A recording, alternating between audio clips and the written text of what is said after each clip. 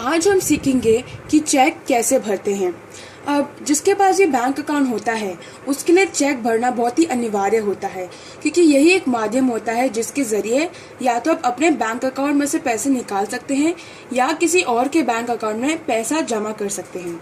ये जो आप देख रहे हैं ये एक चेक है और चेक भरना बहुत ही आसान होता है। सबसे पहली चीज चेक भरने में आपको तारीख लिखनी होती है। मान लीजिए आज की तारीख है 11 नवंबर 2013, तो मैं यहाँ पर लिखूंगी 11 नवंबर यानी 11वां महीना, तो 11 और 2013। कोई भी जो चेक होता है वो केवल 3 महीनों के लिए वैलिड होता है, अर्थात 11 नवंबर, 11 दिसंबर और 11 जनवरी, मतलब 11 जनवरी 2014 तक ही ये जो चेक है इसका आप इस्तेमाल कर सकते हैं। उसके बाद इस चेक का कोई मतलब नहीं रहेगा। फिर पहली पंक्ति में जिसे भी आपको पैसे देने होते हैं आपको उसका नाम इस पंक्ति में लिखना होता है। और हाँ, पंक्ति में जहाँ ये पे लिखा है बस ठीक उसके बाद आपको नाम लिखना है। ये ध्यान रखिए कि यहाँ पर कोई भी जो भी जगह बची ना हो।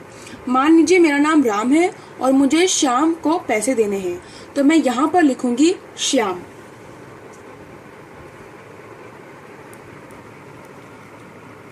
ये देखिए, अब मैंने बिल्कुल भी जगह नहीं छोड़ी है, ताकि यदि चेक जो है किसी गलत हाथ में चला जाता है तो वो इस नाम के साथ छेड़खानी न कर पाए, जैसे श्याम को वो घनश्याम न बना दे, इस प्रकार से। अब हमें जितने भी पैसे देने होते हैं, ठीक है, उसको हम अक्षरों में इस पंक्ति में लिखते हैं और वापस जो हम अक्षरों में लिखेंगे और इस रुपयों में बिल्कुल भी जगह नहीं होनी चाहिए। तो मान लीजिए मुझे शाम को 5,000 रुपए देने हैं, तो मैं यहाँ पर अक्षरों में लिखूंगी 5,000 रुपये। और हाँ, ये लिखने के पश्चात केवल शब्द, केवल ये शब्द लिखना बहुत जरूरी होता है और इस प्रकार की रेखा खींचनी भी बहुत जरूरी होती है। इससे क्या होता है कि यदि ये चेक किसी गलत हाथ में चला जाता है तो इस लिखी हुई धनराशि के साथ कोई भी छेड़खानी न कर सकता है।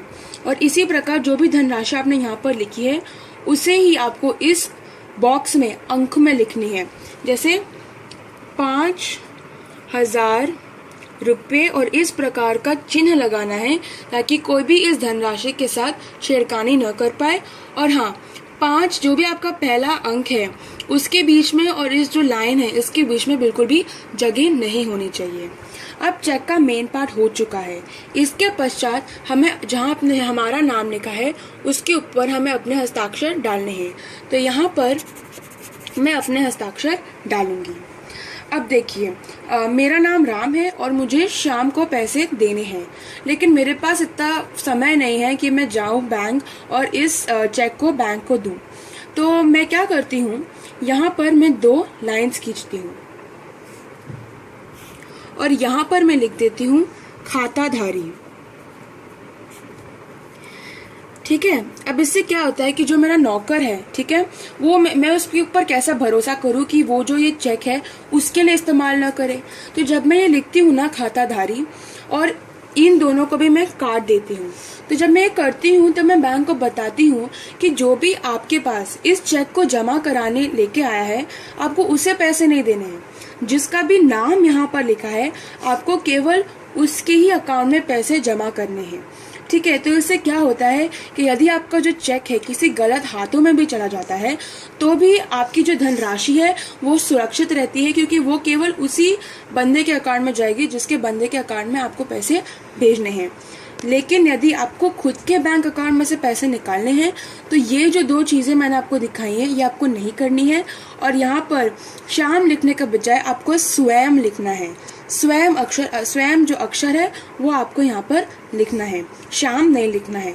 बाकी धनराशि आपको जितनी निकालनी है आप इसी प्रकार में लिखेंगे, केवल और रेखाओं के साथ, और यहाँ पर बिल्कुल जगह नहीं छोड़ेंगे। और इसी प्रकार में बॉक्स में अंक में आप अपनी धनराशि लिखेंगे और अपने हस्ताक्षर करेंगे, बस यहाँ पर स्वयं लिखेंगे।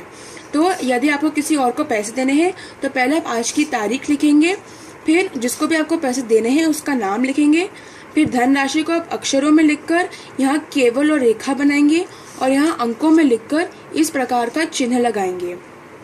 फिर आप यहाँ पर खाताधारी लिखेंगे ताकि ये चेक कोई और नहीं इस्तेमाल करे और इन दोनों को काट देंगे।